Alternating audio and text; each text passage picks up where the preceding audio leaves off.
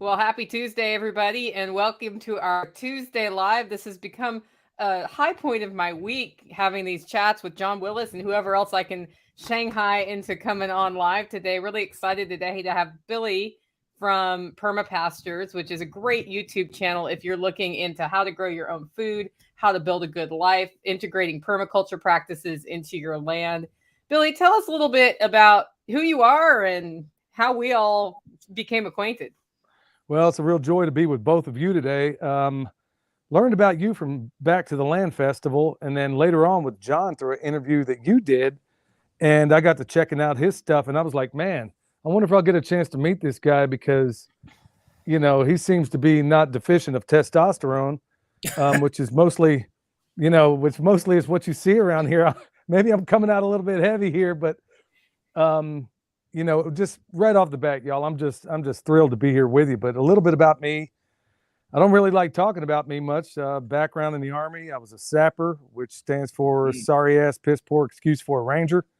And anyway, I did that and did it for a while, did a bunch of other things, worked as a smoke jumper for a little while and did a little bit of this and that. And then when it came all, when I got out of the military, like so many people, you just feel like, man, what do I do now? I was somebody that was, seen, or at least I thought I had value in the world. So I get into the apprenticeship, became an electrician at the same time, got into farming, got into permaculture.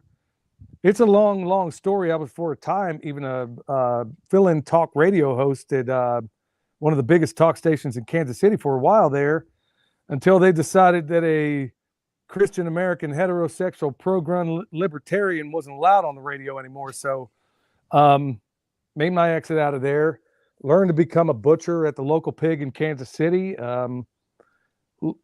Basically learned everything I could. And so now I'm at this place where I think it's a fusion of, at least on the website or on the YouTube channel, where it's a fusion of permaculture, preparedness, and I think it's actually preparedness first, then permaculture. The two aren't mutually exclusive.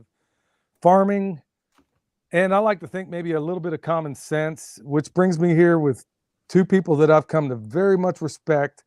Not blowing smoke. I really look up to both of you, and I look forward to the day that I can actually be in the same room and not do this necessarily virtually. But I probably left a lot out there, but I'm more interested about learning more about you two. I'm really not that interesting a guy, I guess. I don't know. That's quite the resume there, buddy. Yeah, you've done a lot of things. And I think that the more we do in our lives, the more context and different experiences we have, we can pull from that when new situations come up. And we've been facing a lot of new situations in our culture the last couple of years. So I thought this would be a really fun discussion to have. What's on y'all's minds today about the state of the world? We keep hearing Ukraine, Ukraine, Ukraine. It's like a drumbeat every day in the news. That's the only thing I see. Meanwhile, grocery prices are going up. Gas prices are going up. We're starting to see this cracking of what seemed like a fairly stable way to do commerce. It's getting bigger and bigger and bigger, which now people are saying, well, we didn't see it coming. How did they not see it coming? Well, we've only been screaming it from the rooftops. I mean, in the prepper community, what sells is fear. So if you're going to come into the business and make money, it has to be fear-based and clickbait, especially with the algorithms and everything right now, which is what you're seeing with all these kind of the prepper channel space. You're seeing that. But the big thing is it actionable? War. I like to say war within arm's reach, fingertip to fingertip, and turn in a circle. Can I touch it? Can I see it as in my vision? And can I act upon it? Can I change it? And does it immediately change me in any manner? Now, financially, of course, things cost more. But that's not just Ukraine. That's everything that is happening. I mean, and it's very much by design, right? But the big thing is to focus on what you can actually do. If we really think times are getting bad, and I don't think anybody can deny that they're going to get worse, what can you do that actually changes any of that? So the big thing is, oh my God, the sky's falling. I have to buy this thing. Uh-oh, these are running out. I have to buy this thing. So every day you're spending 20, 40, $100 on something, and you have no working capital to do anything. when you need to bring soil in, or you need a piece of equipment that is a force multiplier. You can move all the dirt in the world with a shovel. It's going to break you very quickly. If you have a tractor to do that, the tractor will do the work of 100 men in 1 hour.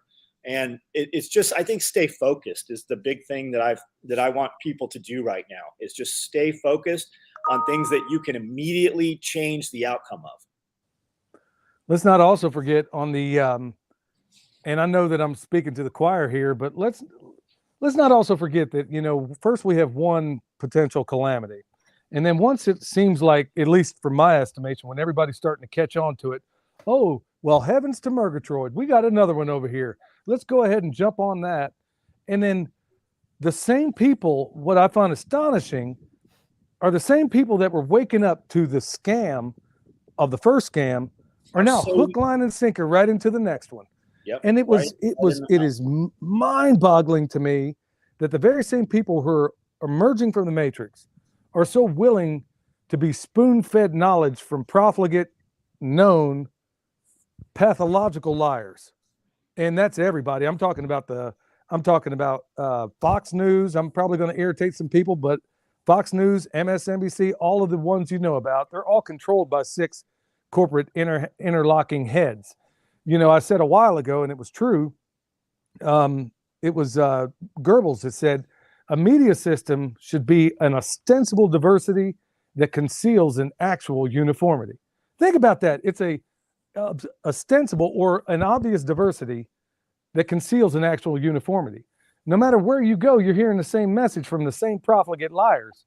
And the people who ought to be asking critical questions about what they're being told are the ones that seem so easily duped. So like you said, John, it's like, I like your example where, you know, can I touch it in any way around me? How does it affect me? Now, at the end of the day, if you don't have your beans and bullets squared away, I really feel for a lot of those people. And I've been covering a lot of that more in my YouTube channel, because honestly, I just left the grocery store, had a couple of epiphanies in there. Number one was they ain't got no garlic. Now, I wasn't there to get garlic. I was after a pineapple. I can't grow those here, you know? And number two, on the way out, I don't mean to go too far afield here, but it kind of stems on what we were just talking about. There's a girl in the store. She is a pharmacist. She was in there with another person. I could go through and tell you the whole story, but in a nutshell, I spoke to her about 6 months ago regarding the word that cannot be said, you know? And she said, and her response to me, word for word back then was, well, I'm not going to take it because I'd like to have kids someday. Okay, so I hit her up today. On the way out, I knew I had this interview, so I couldn't stay long. So anyway, I said, hey, do you have an update on what you told me last time? And then in a nutshell, she basically said, look, I'm doing my job. I said, well, is your position any different? I'm doing my job. I'm like, okay, all right, so that's how we're going to leave it.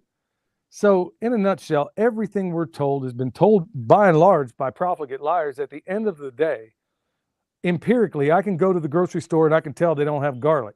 I can tell they didn't have any. I mean, there was a whole gang of things they did not have, many of which I'm not worried about. I grow anyway, or store or put back as soon as I learn Nicole's pantry management the way I should.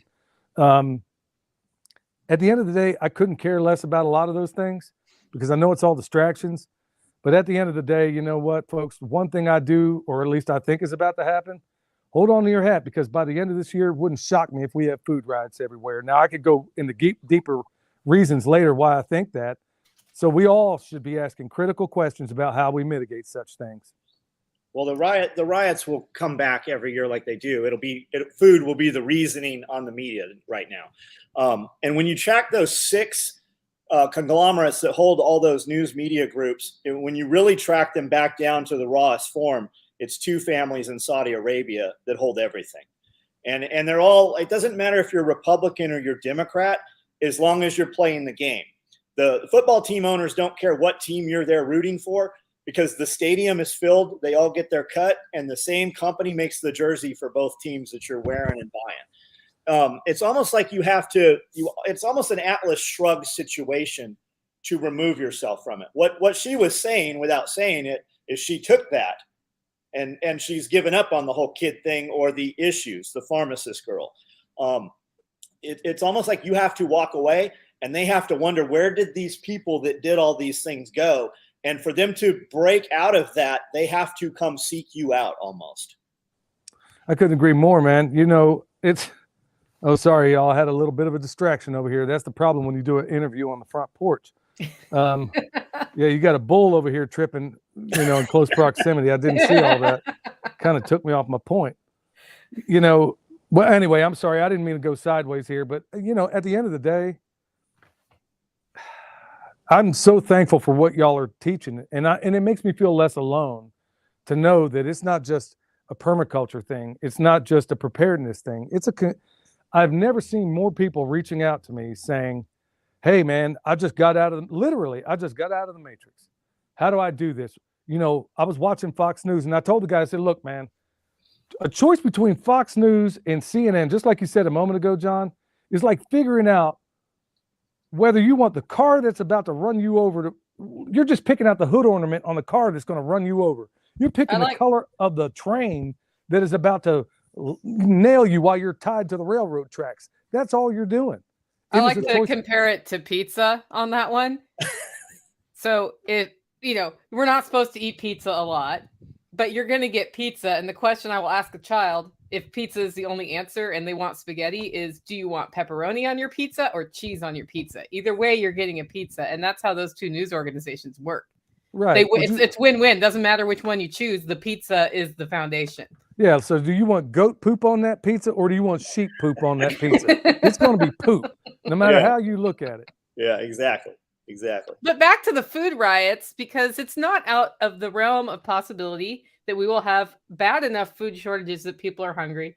Hungry people will do anything to feed themselves.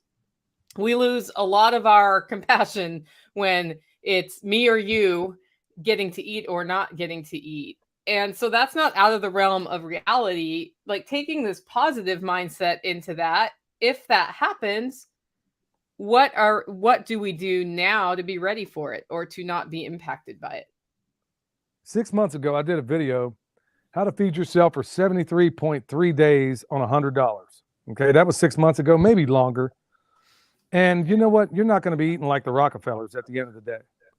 But you know what? If I went in the Sam's Club the other day just to kind of get an eyeball of this and that. You know what? You can still get a 50-pound bag of rice for about 17 bucks. You know how many calories in that? Or beans. There's a place in South Carolina I go to where literally I'm not going to tell you what I got, but basically one could acquire a 100-pound bag of any bean you like for about 40 bucks. So there is cheap food to be had out there. Like the other day, I just processed a couple of pigs. Last couple of days, I've been taking that fat. Everybody in preparedness, and you guys will probably be champions of this as well, they always think about just calories in general. Nobody ever thinks about putting back fat. They think about carbs. They think about protein. But fat has 9 calories per gram, especially when you're somebody that eats keto like you, Nicole. You know, there are those things that you could be doing. Now, I'm looking at, okay, coconut oil. You can get that for next to nothing. So for $100, if you can feed yourself for $73, well, you know, I know not everybody out there is going to be able to, especially people on fixed incomes when gas is nearly $5 a gallon. But there are considerable things you can do, but it's going to require more of you. Like I raise all of my animals out here with no outside inputs by and large. I raise my chickens without grain. I raise my cow without grain. Every pigs, we raise them all for free. Raise our pigs for 23 cents a pound. And I've been doing this a long time. I didn't just figure this out overnight, but I knew this day was coming. And I'll bet $1 to a dime you two did as well. So we all have access to the same people out there. Why are we prepared to varying degrees, let's say, but everybody else isn't? They're at the bottom of Plato's cave, watching those imaginary figures walk across top, thinking that's real and doing absolutely nothing about it. But when it comes down to it, you can even at this moment still get prepared on a dime. You're not going to eat great, but at the end of the day, if you find yourself in a collapse scenario, which I really think we're heading there one way or another, you could at least survive. And that's really the name of the game. I really think having a skills approach is important too. That bag of rice and bag of beans, if you do not know how to cook, a bag of rice and a bag of beans is a problem. And a lot of people have never cooked beans from dry. They don't know the trick about soaking them in water overnight to 3 days and softening them before you cook them, which makes a huge difference in the quality. They don't know how to spice them. And even when hungry with faced with that, like, are you going to chew on a dry bean? I don't think so. I almost killed me. I mean, I have beans. I have a lot more rice than beans. Yeah. And we left the beans soak in the morning when we went to the shop. When we came back, we just started simmering them. And after simmering them for I don't know how long, but you could kind of chew them. They were about the texture of an apple. And I ate a small bowl of that, and that tore me up for 3, 4, 5 days. I mean, I'd have liked to have died from it. But it's the difference, Billy, between pretenders and preppers. And it's not even prepper anymore. The ultimate goal of a prepper now is like a homesteader, right? It's a farmer. A farmer, the things we talk about, a farmer does that every day. We call it prepping. Grandma just called it Tuesday. It was just a normal every day for grandma. But if you're living in an apartment and you're massing up all this rice, if you have a situation, society stays together for the simple reason that most of society believes society is together. And when that veil gets broken, when that smoke gets blown away, the rules are off. The only thing that keeps bad guys from doing really bad things is the fear of repercussion. And when they can move freely in plain sight, boy, things are going to change. Like, the biggest thing is get out of the city. And I know guys are like, but my career and my pension. And I'm telling you, my life completely changed when we came to rural Tennessee from California. And that had always been the goal. I was thinking Idaho, Montana, but we settled here in Tennessee. And you don't realize how bad it is until you've been to freedom and then go back to someplace like California for a week. You can't even fathom it. And that was the last time I was back in California was 7, 8 years ago. I can't even imagine how bad it is right now. How about I think that's another thing to consider also, is here in the United States of amnesia, we tend to see everything from an America-centric point of view. And I don't necessarily think that's wrong. But if you ever go to a foreign country or a third world country, as I have, and I'm sure a number of others have as well, you realize that if the world were affected completely, let's say by this grain shortage, it is almost certainly going to happen. Well, they don't have as far to fall now, do they?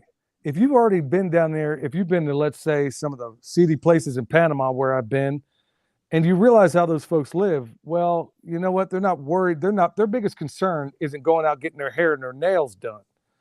Their biggest concern isn't keeping up with the Joneses. Now, they do have a concern of, okay, if I did have this stuff, how do I protect it? Because they don't have a Second Amendment in these places. And that really makes all the difference in the world, especially here. What I get down to at the end of the day is I really don't think you can have a society this willfully stupid. Now, I'm going to speak more forcefully, and I feel like I can in your presence, in the presence of both of you, maybe the people that are watching. I'm going to probably speak in ways that maybe they're not accustomed to, but I'm going to let it all hang out. Honestly, at this point in America, I can't even imagine a society this stupid. Now, if you go back and read Edward Gibbon, his description of the fall and decline of the Roman Empire, he describes people, even when the Visigoths were kicking down the doors of Rome, that people were still in the Colosseum. They were having gladiatorial combat. And from the stands, they were pointing down saying, after a gladiator was killed, how much for that meat? Meaning the dead gladiator on the ground, even though all of them in the arena were starving. He describes fish jumping up onto the bank and the people being so stupid that they had no idea what to do with it. Well, take us fast forward here about 2 millennia later. Seems to me that we're doing in just over 200 years what it took the Roman Republic, Empire, the kings, the Etruscans, 2,000 years to do. Welcome to the United States of America, where we celebrate the idiots and castigate intellectuals. I think that there has to be a day of reckoning. You had, back in the 1920s, you had a chicken in every pot. Roaring 20s, right? What happened? You had a Great Depression. What did it create? What some people call the greatest generation. I take issue with that, but let's just say they're correct. Okay, but it didn't happen without that crucible of really hard times. Well, from that time until now, we've had minor issues with people generally, but there are bums out there in the corners in Asheville that got Netflix subscriptions, and you try to give them a sandwich and they'll be like, hey dude, I'm lactose intolerant. Like, what? Dude, I just gave you a sandwich and you're worried about the cheese on it? Get out of town. So here we are. We have a society that is fat, dumb, happy, and willfully ignorant. And I don't believe you can have a correction. Everybody's waiting for, waiting for somebody to come riding in on a white horse saying, oh, America's fixed. I don't see it that way.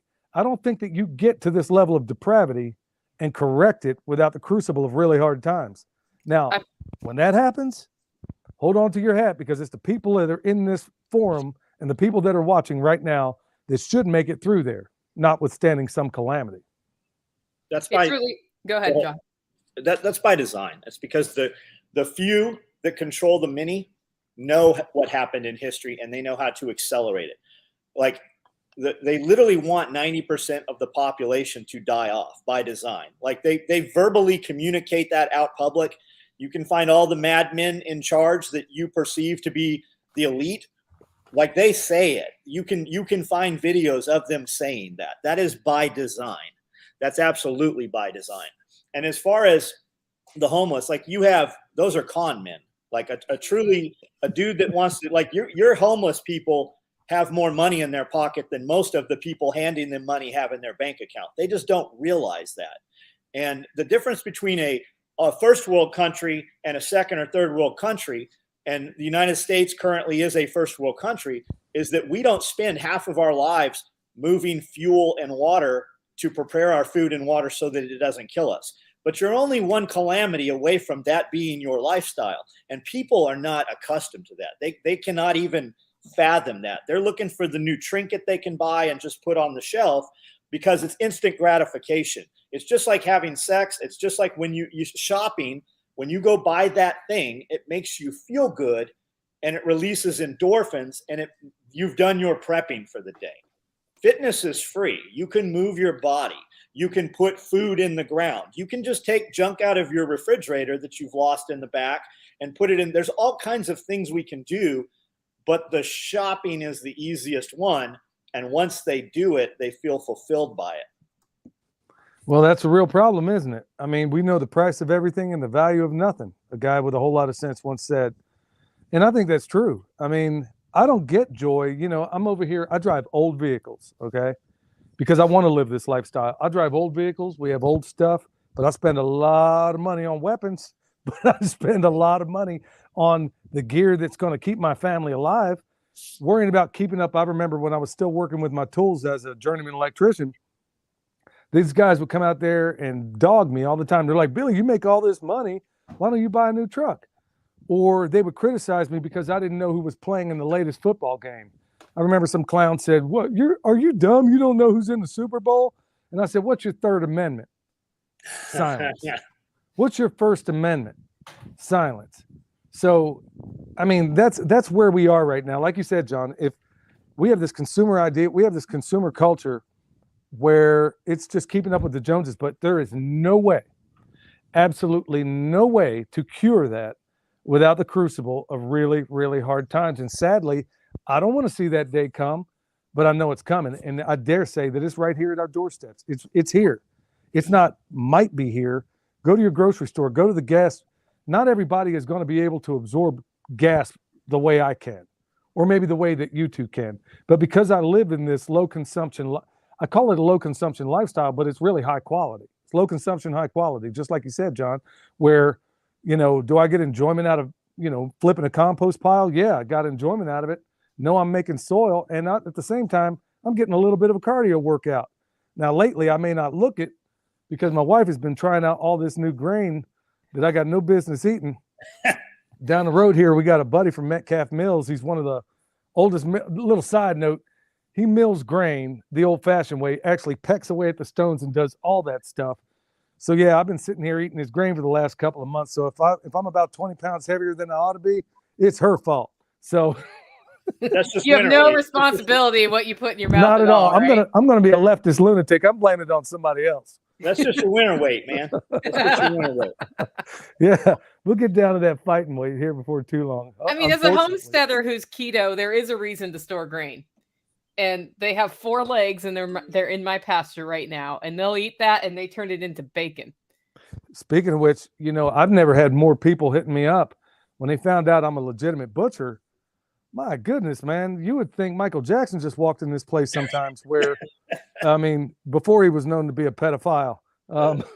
Anyway, Michael, you'd think Michael Jackson just walked in this place and people are like, hey, dude, can you show me how to do this? Can you show me how to do that? Can you show me how to do a cow? You know, it was funny because it was not even, I think, 8 years ago when I really started trying to teach people. There would be all these people saying, yeah, I'll be there. I want to learn. I want to learn. Class would be announced and there'd be the same 5 people, whether we were butchering chickens, ducks, it doesn't matter. Cows, pigs. Cows are a little trickier. You know, I prefer to butcher like a Dexter or something like that that can be managed. But all of a sudden, you know, all the people that wanted photo ops, something they could put on their Facebook page before, are now thinking, I better really learn this skill. Or they're finding out, oh, guess what? The butchers are backed up for 8 months, 10 months at a time. Yeah. Yeah. And So they've now all of a doubled their sudden- prices. You wouldn't believe what some people are offering. Now, by and large, I've been teaching people for free. If you're here to get a photo op, then you can get on the first thing smoking, because I'm not looking to teach anybody who's just wanting to, oh, yeah, here it is on my Instagram page. No, I'm done with those people.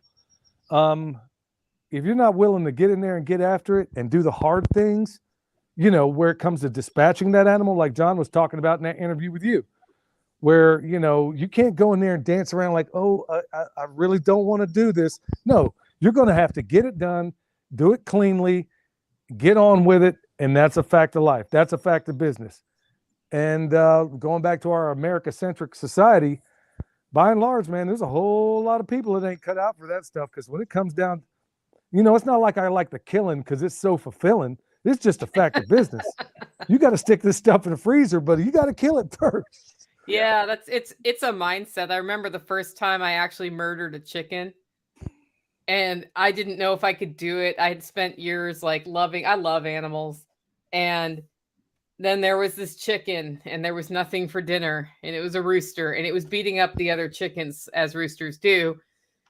And I just remember walking out the door and I was like, I'm going to rip that head off. And I just with my hands just ripped it off. So I knew it was all the way dead, because I really want to know animals are all the way dead, and cooked it for dinner. It was the toughest damn rooster you ever ate. I've seen Nicole slaughter poultry. It's like a Texas Chainsaw Massacre. I heard about that poor turkey. Yeah, I was covered in blood from head to foot that day. It's hilarious. Yeah, but there's no way. Everybody in our antiseptic society is used to getting meat under plastic. And you get and I think, you know, if you eat meat, maybe it's not a bad thing to demonstrate the moral consistency in dispatching it too. I don't derive a whole lot of enjoyment out of that. In fact, I kind of turn my brain off, because to a certain extent, you know, I fed this animal, I looked after it, but hey, I love you dearly, but I'm hungry. One of us is going to have to give up the ghost. I mean, I love growing meat. The real work comes into the killing it and butchering it. That's where the real labor is in doing 75 chickens or a bunch of rabbits. Like, we can grow them all day long. We just put little scoops and things and give them their seasonings, you know, but the day that you've got to process those things, it's a full day event. Like, you're tired at the end of the day. You're tired, and I never eat poultry the day I kill it. You know, I wish, Billy, that people could just come out to Camden, Tennessee on June 10th and take a pork processing class. Imagine if there was a place where you could come see Billy do his thing. Well, how about that? I mean, no, that's, you know, as a side note, I know we want to get to that, but Nicole, when I do chickens, I can't eat chicken for a month. I mean, it's just the smell. I don't know what it is about it. It's the feathers and the poop. I don't know what it is. I can't eat chicken, but it doesn't matter. Any other animal. I mean, literally, the last time I went over a person's place in Burnsville nearby, literally, I killed about 5 lambs. I can't remember how many it was. And I literally cut the lamb chops right out of it and said, fire up the grill. Let's cook it right now. Yeah. I mean, I can do that with any other animal, but for some reason, don't ask me why, with chickens, I cannot eat it that day. Any other animal, if you're butchering with me, well, Nicole, you were there with that guinea hog I did at that one festival. We cooked him right on the spot. Yeah. It's He that was good. scalder. It's that scalder. It is a very distinct smell. I Yeah, think that's that it. And it even with a stays little with bit you. of Dawn dishwasher liquid and some vinegar in there, it's the feathery, poopy chicken smell.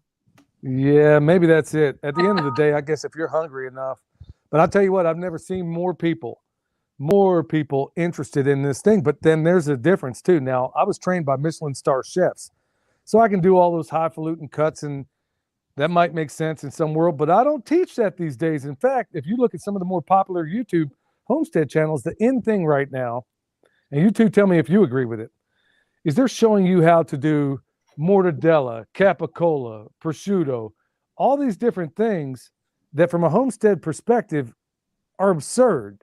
Ain't nobody got time for that. No, I make bacon and I make breakfast sausage. That's it. Right. You know Oh, what? I make a ham too. I'll cure a ham and smoke it. Well, that's the in thing right now, is that they show them all these highfalutin charcuterie methods when really it's like showing somebody how to slam a basketball before you learned how to dribble.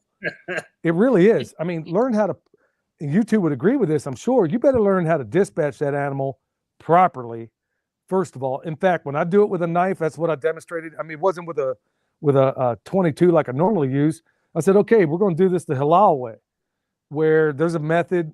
I mean, I'm not Muslim, but I mean, they got a really good method in doing it, where the animal doesn't actually see the instrument that's about to take its life. And you know what? It makes all the difference in the world in that meat. It really does.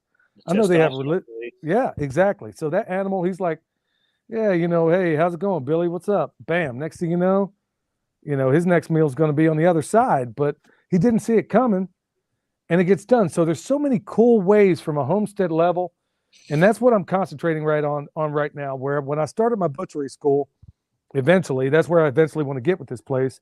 So when I start up this butchery school, you're going to learn step 1, how to dispatch the animal. Step 2, let's learn how to break it down into primals responsibly. Step 3, how do we preserve it? Plus, you're going to need to know how to do your bacon and sausage. Step 4, if I even want to teach it, is going to be how to do your cured highfalutin cuts that really on a homestead level, you shouldn't even be thinking about. Just worry about putting that meat in the freezer. That's the first thing, or canning it, or freeze drying it, whatever it is you decide to do with it. Learn the basics. Then we can talk about those highfalutin things. Well, and they take so much time. You do the highfalutin thing for one small piece that you're going to use at Christmas or something, if you even get into that. That's how I view that piece. Exactly. It's not like something I'm doing on a regular basis unless I have a profit center there, which I don't. And that's not even that's not even butchering. That's after the butcher is happening. Curing. That's what you do with it. Like if it comes to the point a lot of folks are doing that, like they're just happy to have something to eat that day. They're not waiting 30 days, 60 days, 90 days for that stuff to be done. Well, that's really the key there, and there's a lot of old techniques I like to bring in the bat, for example, skinning an animal versus scraping it. Me and Nicole had a long talk about this. Look, name one time in your life you ever ate a pork chop with the skin on it. So why is everybody going through? Why not just skin him right off the bat and tan the hide? Unless you're doing a country ham, which is the old way of doing it, where we cut off that ham. And that's why historically we would always butcher pigs in the fall, late fall. And then you would take those hams, you could put them in a ham stock. They would use ladies' pantyhose. Basically, I've done it. It's very simple. Wrap it in kosher salt. Preferably, you don't want to use iodized salt because it makes it taste weird. Put it in some kind of sea salt. Literally hang it in your barn. Once it cures, that thing, we don't even know what the shelf life is. That's how well the old ways work. If you're going to do anything, that's where I would, that's where I'd leave it. But as far as going through, and that's the in thing right now, and I've gotten a little bit of criticism for criticizing these people because they're doing this from oh man, how do I say this without dogging some of these people? I'll put it this way. There's a whole lot of homestead channels out there that are more polished than spit and more glitter than grit. A lot of them don't live on that homestead they're filming from. Yeah. Oh my goodness, John, I could tell you stories. I know, my man. Son, maybe I shouldn't tell this story, but yeah, I'm going to tell it anyway. I won't say any names. There's one very, very popular homestead channel, and I'm not going to dime them out until I talk to them personally. But anyway, they sell this idea of, bam, we live the perfect life out here. Well, my son just happened to be going out to Texas to go look at our other property and do a couple of other things. that's in Texas, and he stopped there on the way. And he said, Dad, he literally said, Dad, I almost drove right on by. I said, how come? He says, man, it was a feedlot out there, man. They show you this little narrow band of things they have manicured. And honestly, it looked like Uncle Jed and Jethro were about to come out the corner because this place was a complete dump. And I understand that from a homestead perspective, we all got junk piles everywhere. I get that. But don't go out there and tell somebody that you're going to show them high intensity grazing when you got all your animals in a feedlot. You know, you got 50 animals on a 1 acre plot. Come on now. I can't sustain it. I'm taking pigs off my homestead because they rip it up too much. And they need to rotate. I need more acreage to manage these guys. It can be done. It can be done responsibly, but there's a whole lot of people out there, sadly, and this isn't these people are so popular and I'm not worried about popularity. I'm not worried about getting tons of subscribers. I just want the right subscribers. I want the people that are really doing things, that want to do things. I could sit here and engage in this gratuitous vulgarity and have babies outside of gas stations and stuff like that. I could do all that sort of thing, but I'm not going to engage in this vulgarity to get more viewers. I'm not going to do that sort of thing. And frankly, if that's what you're looking for, then I'm not the person for you. But that's really what I'm seeking. And as of late, it seems like, linking up with folks like y'all, Sovereign Village Project, and a number of others, it seems like we're all kind of meeting one another, and I couldn't be happier about it, because honestly, for the longest time, I'm like, man, surely there's somebody else out there like this, but we seem to be finding each other, as you predicted, Nicole, when you talked to me before. Yeah. I mean, the universe is putting us together, or God, or whoever you believe in, and it's at exactly the right time for us to develop strong relationships and be the remnant when stuff goes sideways, and if stuff doesn't go sideways, the things that we work on and the things that we teach still make our lives better. And I think that's the thing that a lot of people lose view of, is they start preparing for this disaster. If it never happens and you've put everything, if you're all in on that, then you're not all in on life. But if we build our lives in a way that makes sense, then you're prepared for the disaster, or you're more prepared for the death. So some things you can't prepare for. Like a nuke hits me, I'm dead. I'm just going to blow up. Not going to be here anymore. It doesn't matter how much food is in my pantry or how many skills I've learned. I'm gone. I'm not preparing for that reason. It doesn't make sense. Well, let me ask you too. I know you were kind of directing it at me, but let me throw the ball back your way, because this is an intelligence gathering thing to a certain extent. Where do you two see? You asked me before, where do you see this year unfolding? How do you see it unfolding? Do you think I'm a little bit hyperbolic in my prediction? Do you see it a different way? I mean, I want to be edified, and I'd love to have your opinions, both of you, on that. I don't think the powers that be want food riots. I don't. And I may differ from you on that one. I think it could happen. I don't see it as a definite. What I see is that I think the push will be to get more people into denser areas, into the cities. So pushing more into those dense areas, because that's where they can control and where they can be dependent. And that's where they can't. So they're using the shortages to control people. If you want access to the food we're giving out, it will be in the cities, and you need to give up your rural area in order for that to happen. What I see in the narrative is that rural populations are being vilified. Well, that's because we can stand on our own 2 feet. It's because we typically don't vote the way they want you to right vote. Right. And the other thing is that in the cities they can control you. In rural areas it's harder to control you.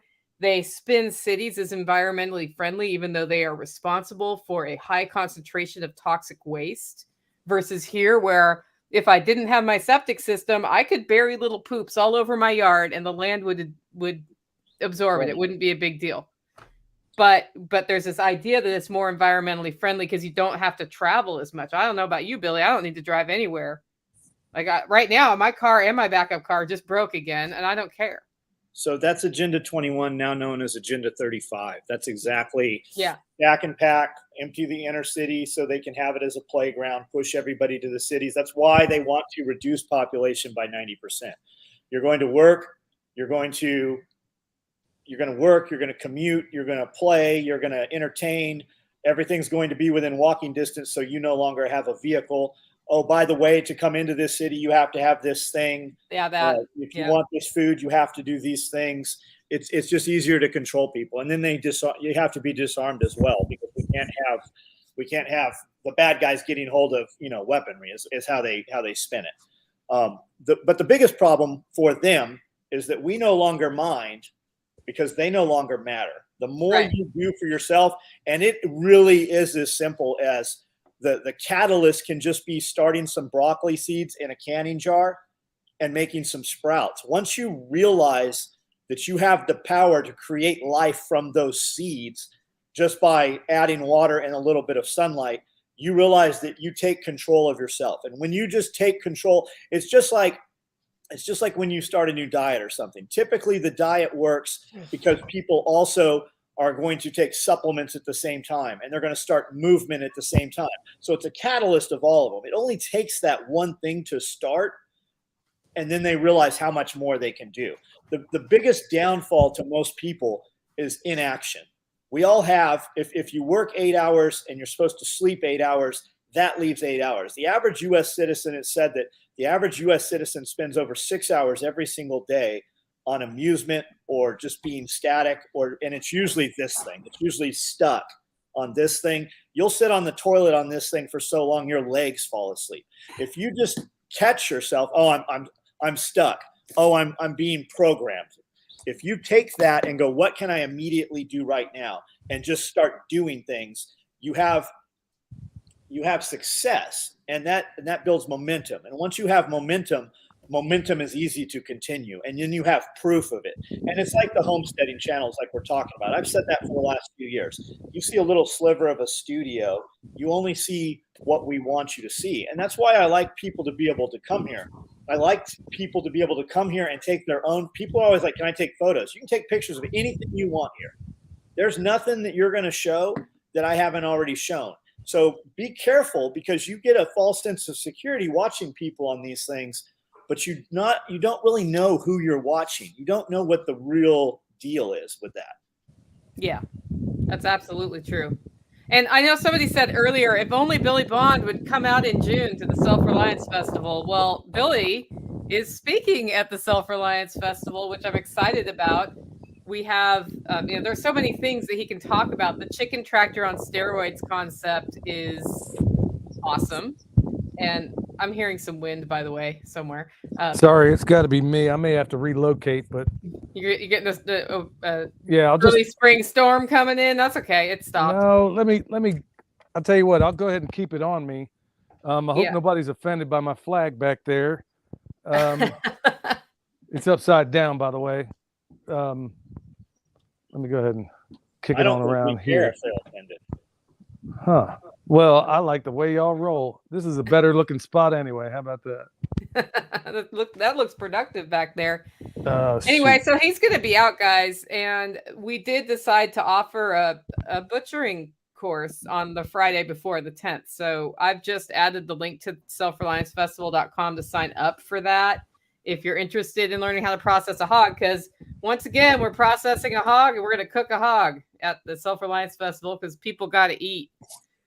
The butchering is very important, guys. And if somebody's listening to this right now and going, hey, I can't afford that, reach out to me. I'll pay for 2 people to take Billy's class. I'll cover the tuition for 2 people right off the bat. So if you can afford it, don't hit me up. But if you truly see value in that, and that's something you need to add, which you do, I'll cover 2 classes for Billy's class. And I'm super excited about it, because I process pigs, but the way Billy teaches is way better than I teach how to process hogs, because he does break it down to the simplest ways, doing it in a way that's meaningful to somebody who's actually raising a pig in their backyard and then has to deal with it because there's no butchery appointment, and what you have time for and what you have tools for. Well, another way, and another thing to point out, at least with the, are y'all able to hear me now? Is that any Yeah. better? Yeah. Okay. Another thing to point out is that I've created this sort of paint by numbers way. When I show you how to do this pig, everything you learn will translate to any animal you have, whether it's a cow. And it's a little bit more with a cow, but generally it's a cow.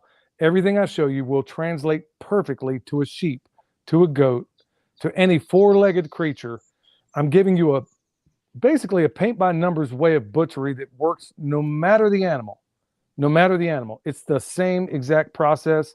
The cuts are exactly the same. They're just called a little bit different when it comes to a pit or to a cow. It's basically the same cuts. So instead of going through these, and that's what I wanted to try to do, is homestead, basically created a way of butchery that is very, very simple, paint by numbers, and it's exclusively a way for a person from a homestead, it's translatable. It's not like the way I was taught was, hey, with this cow, you're going to make this cut at the 5th rib. For a pig, you're going to make the cut at the 8th rib, depending on what you're doing. If you want a long capicola and things like that. No, I'm going to show you a way that is going to be universal. And that's one of the things, and it's going to be very simple. And I mean, Nicole, you would know better than me, but with the last class I did, a lot of people, I have never been more pleased when people came up to me and said, man, got home, and man, we really put this stuff together at our own farm. We did this same exact thing. In fact, Darren, the guy from Hacks for the Homesteader, me and him were hooked up on the same property at one time. I mean, he was there helping out at the Back to the Land Festival. So all these things, the way you're going to learn it is so translatable, so easy. All you got to do is take a few notes. I might even come up, maybe it makes sense to come out with some handouts, but this is a paint by numbers butchery that anybody can do. Well, you don't know it, but they are getting a pork processing guide, and I have to pick your brain on that one. I have one already, and I wanted to add your paint by numbers and then let you have access to it when you're teaching out there too, because we can just print on demand that. Are we going to dispatch the pig there as well? I mean, are we starting from when it's I was alive? planning to dispatch the pig there if you're down for that. I'm totally down with that. I have to talk to John about where we're putting the pig for a day. But well, see, that's the biggest thing that's lost in every butchery class out there. Yeah. And I mean, every single butchery class is they leave that part out. That's the most important part. Yeah. Yeah. When I did it at my place last year, I had people, because we used a gun, I had people watch from a distance where they could see it. But what's awkward when you have a lot of people is if they're too close and you have a firearm, then, if you have to take 2 shots, which sometimes happens, it's more complex. So we had them stand up the hill and then dispatch the pig. It was one of the great days when it was a 1-shot dispatch. And then from there, they were able to come in close and see. Well, see, that's another thing that can be taught that can't see all things. When it comes to things like that, there's little nuanced things that you can't possibly convey in a video where I can say, okay, I usually take everything out with a 22, no matter the animal. And if you know where you're putting that bullet and the angle of your weapon, when you put that bullet in their head, it makes all the difference, but you can't translate that through a YouTube video. But when you're out there seeing somebody do it and say, look, okay, instead of going this way, you want to go this way. Here's that imaginary line. That's what you want to shoot for. You're going to rattle the brain. And then I'm going to hand my knife to, let's say, I watch John's videos. He's got a lot of cool knives. Maybe he wants to slit the throat or something after I shoot it. Okay, so we stun him. Now we're going to bleed him out. Okay, that happens. But now the only downside of doing this, but it's a realistic part of it, is ideally when you're doing butchery like this, you want to let that animal cool off. You want to gut and skin when it's hot, and you want to make your cuts when it's cold. Yeah.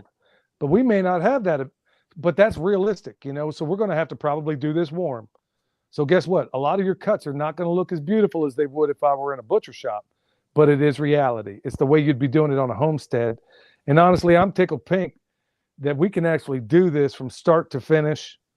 That would be great. And then everybody sees the process and they walk away. Think about it. There is nothing more empowering than knowing that I can go out and take any creature on this planet and I can put it in my freezer. So, yeah, a 2 Old Crows homestead. They were out there also at that last one. They came home to a tragedy when it came to their pigs. Oh, no. But I like to think that maybe they were equipped a little bit in how to, okay, yeah, this pig may be dead, but okay, maybe they broke it down and took some of the things they learned and put it to work. I mean, Yeah. nobody wants to do it in those circumstances, but it happens. That's life on a homestead. Sometimes you have a tragedy. That's That's right. always life on the homestead. Yeah, there's no avoid. That's what I try to tell people. They don't realize it's like it's not all happy. And if you're not ready to emotionally deal with the fact that stuff's going to die on your homestead in sometimes some pretty horrific ways, and sometimes you're going to have to help them finish, then maybe you shouldn't be raising livestock, because it's better to help that animal pass over than let it suffer while you call a vet to come put it down. I can't understand for the life of me why anybody would be anti-gun on the homestead with animals, because you are going to have like this freak accident that just happened a couple of weeks ago. I raised my pigs literally on the side of a friggin' mountain. He broke down, and don't ask me how you break a femur in a pig, but it happened. And okay, so if you were one of these people that is anti-gun living on the homestead, what would you have done with that animal? Oh man, there ain't no fixing it. And you don't want to get close to it at that point, probably. No. I mean, I could have got up there and cut his throat, but the most humane thing would be to take that bullet and take care of the animal. Plus, you risk yourself. I mean, a lot of these people are ultimately preparing for end of the world as we know it, right? And I always say it's not going to be zombies and a gunfight that takes me out. It's going to be a hangnail infection that gets me. The last thing I want to do is be next to a pig that's had some trauma. And Mother Nature, she never cares what your plans are when you wake up in the morning.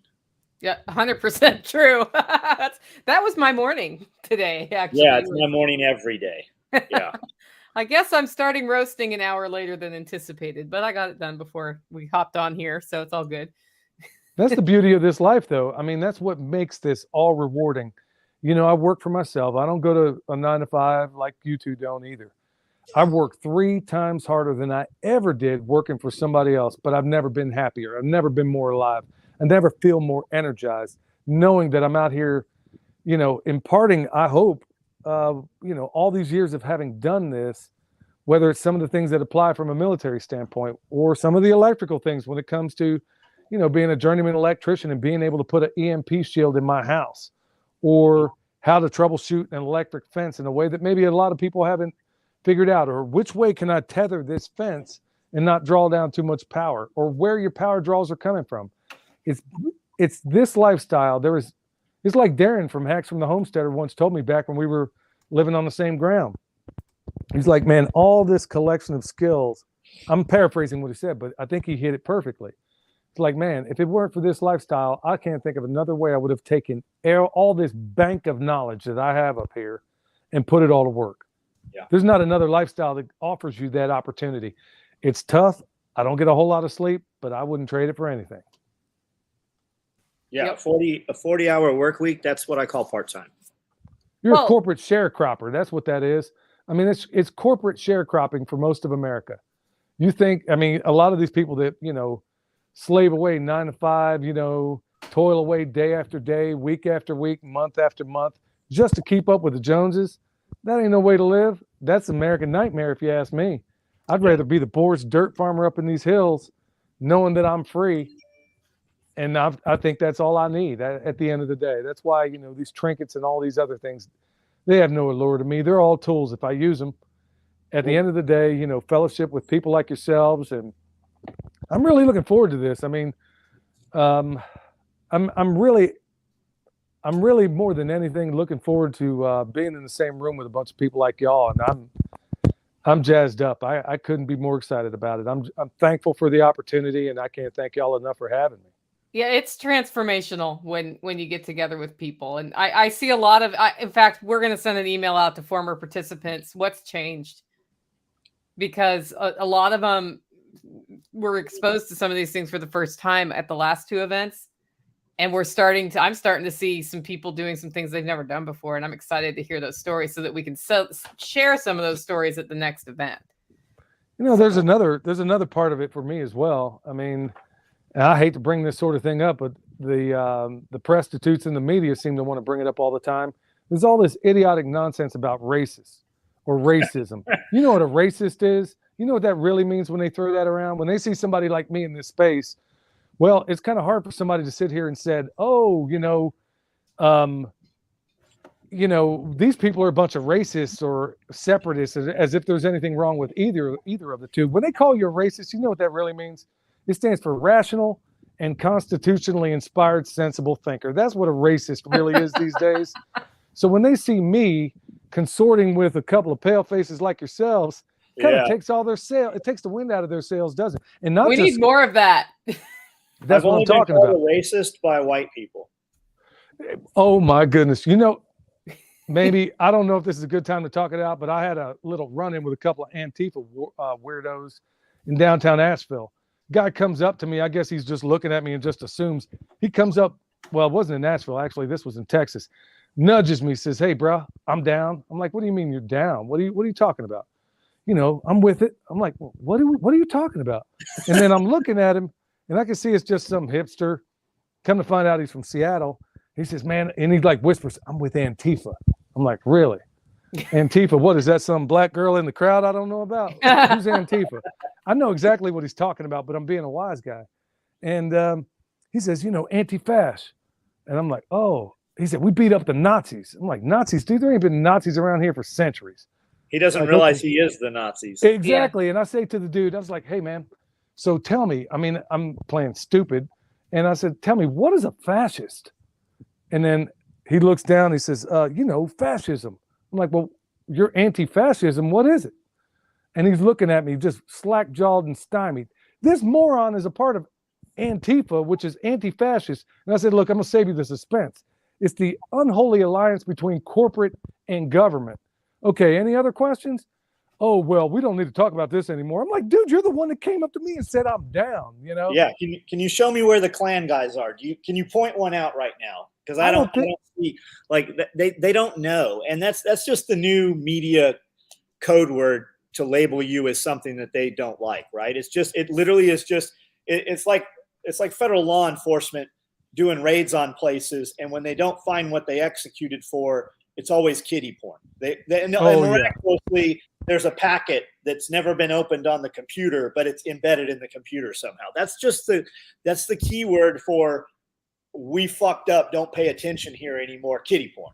Oh yeah, they throw that one around, and they always use the kids, especially in this latest debacle that they have over there in Ukraine. Take notice, you know, all the way back, and I can give you a long history on it. Go back to World War I. Well, to demonize everybody, they basically came up with what they call babies on bayonets. Okay, World War II did the same exact thing with the propaganda. And then I did a video not long ago talking about, just from the top of my head, all the examples I could provide where they use kids and women being raped, the most horrifying things that we could think of in this world that nobody would ever endorse. But the real thing that really burns me up more than anything is the racist component that everybody wants to seem to throw out there. And I'll say it, I've met more racist black people than I ever have anybody else. And I'm saying that as a person of color. I'll go ahead and be politically correct there. But the thing that makes me sick about all this is that, you know what? When they see us in the same place at the same time, enjoying the same fellowship. Yeah, they can't have that. No, yeah. But you know who told me to go wait outside when I refused to wear a mask in one of the Weaverville, North Carolina, one of these leftist bakery joints.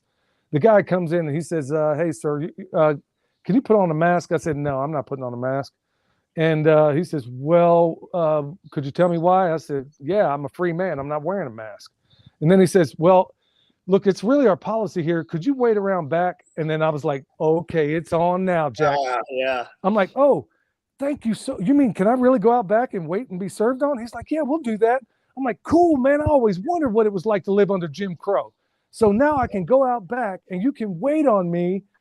This is the same, this is the same nouveau almondine thin crust bottled water hipster that's trying so hard to be deep is the biggest friggin' racist I ever seen in my life. Yeah, but in the cause of political correctness. So I don't mean to beat that dead horse. Yeah, you want me to speak on that? I can. Yeah, maybe that's something you want me to talk about another time. You should totally talk about that. But no, I'll just be like, "Is it because I'm black?" What? We can identify as anything we want, right? Exactly, man. I had a buddy of mine he pretended to be a trans-testicle polar bear for 45 minutes. Told him he wanted his own bathroom. He's sitting there. He's this crazy Arkansas dude. He's like, "Hey, y'all, I'm telling you right now, Y'all keep laughing about all this until somebody gets mauled. I ain't playing. I need my own bathroom. So if Rachel Dolezal or whatever her name was can pretend to be a black person, I can be a trans-testicle polar bear for 45 minutes if I want to. Why not? We can all be anything we want. So at For the end of the day, anybody who hasn't seen it, you've got to watch Billy's video on how to deal with code enforcement, guys. You've got to watch that video. I wish I would have had the hindsight. Some of these videos, because they're impromptu, I wish I took time to write a script or something like that. But honestly, it's going to be a joy to be in the same space with a whole bunch of people because, frankly, at the end of the day, there's not a whole lot of people that look like me in this movement. I mean, not a whole lot. And it's not because they're left out. It's just they have no interest in it.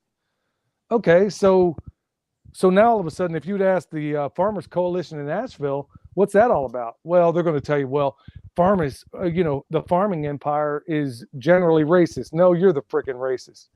And frankly, I really want to spend less time with those idiots and more time with the people like y'all, the people in this chat, the people that exercise critical thought, the people that ask critical questions about the world around them, the people in this world that want to live free and will die trying. That's the people I want to spend my time around. And I can't wait, y'all. I'm really looking forward to it. Awesome. We tell people all the time, like you're going to come hundreds of miles, even thousands of miles to this event, and you're going to meet somebody that you didn't know that literally lives 15 minutes away from you. And that happens all the time. In fact, Tactical and I got our sheep by a chance conversation that he heard from somebody I also knew. Yeah. At that event. We're about to buy sheep from her. That's funny because I met at that last event that you and I were at, Nicole. Yeah. It was funny because I met a dude that's 45 minutes down the road doing, food forests and everything permaculture. And he felt as isolated as I do, where he considers himself he considers himself, I mean, normally when you say permaculture, I mean, it brings out a lot of weirdos, let's be honest, a lot of holier than thou types. And this guy felt like, he says, man, I drove what did he say? I drove 8 hours to get here, hoping that I would meet at least one other person who at least can relate to the world the way I can. And I got a feeling that there's going to be a whole lot of people under the same roof. Hundreds. Good night. Our problem is just packing them all in. Yeah. When you're the smartest guy in the room or you're the best dude in the room, you're in the wrong room. And we're constantly looking for other rooms. Every single person that comes here has something that I can learn from them, something I can take away and carry with me, right? We have all kinds of weird things here, and people are like, why do you have these giraffes? Why is there a polar bear here? It's because it's conversation. It is a conversation we might not have had that will lead to something else. And every single person, and that's back to your thing the other day too. Everybody is contagious. You're going to catch something from everybody. So make sure that what you catch is something that you want to have with you, because you are going to carry it with you. Well, John, is that a trans-testicle polar bear you got hanging up on the wall? That is. That's what made me think of it. All right. Well, Billy, if people want to catch your YouTube channel or buy your bone sauce, how do they do that? Man, I really want to be a bad boy after you brought up Billy's bone sauce. But yeah, if you want to get some, just check it out at the website. We got Comfrey. My son does all of our consultations. I really don't do much of that anymore. I'm pretty much full-time here. You can check us out on Patreon. YouTube is really a good place. And honestly, at the Self-Reliance Festival is really going to be a good place to find me. There's a number of other engagements I've been asked to be a part of. Some of them I'm not really interested in milquetoast gatherings. I'm willing to be in a place where there's a lot of other people like myself who like to put foot to butt and get it done. And the Self-Reliance thing, man, I am so digging it. Yeah, you can find me right there. Whatever just popped up on the screen, that's where you can find me. So PermapasturesFarm.com. Yeah, that's a good place to find me. But it's been really good. You guys broke up my day really good because I was like, man, I got to stop everything, go do this thing. And man, this has been so edifying and uplifting just to be in the same virtual world with you two people I look up to, folks. And if anybody out there is watching, man, check out John's stuff and also Nicole's. She's still in my head about this pantry management thing. So I'm in here trying to shift around pig fat that I got sitting on the shelf thanks to her. And with John, I'm over here realizing, hey man, there's a whole gang of some pretty cool tactical stuff that I'm going to have to, like I said, I don't spend money on buying a new truck, but I'm definitely going to spend money on buying some of the American-made stuff that he has right there in the house that I didn't even know existed until I heard about him.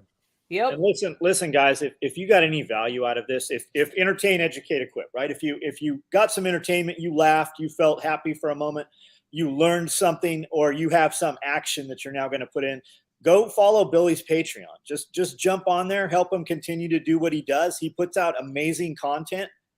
Imagine if everybody just put $1 into everybody that they got value from. It's so easy on these things to literally hit a like button. But while you're watching it, people don't just move the 2 inches to give the like button. Like, subscribe, like that makes a huge difference to the algorithms. Yep. Like, I didn't even know Billy was there and had all this content somehow, and now I do. Imagine where I could be in the conversations we could have had I watched his content for the last year. Go help him out. Join his Patreon.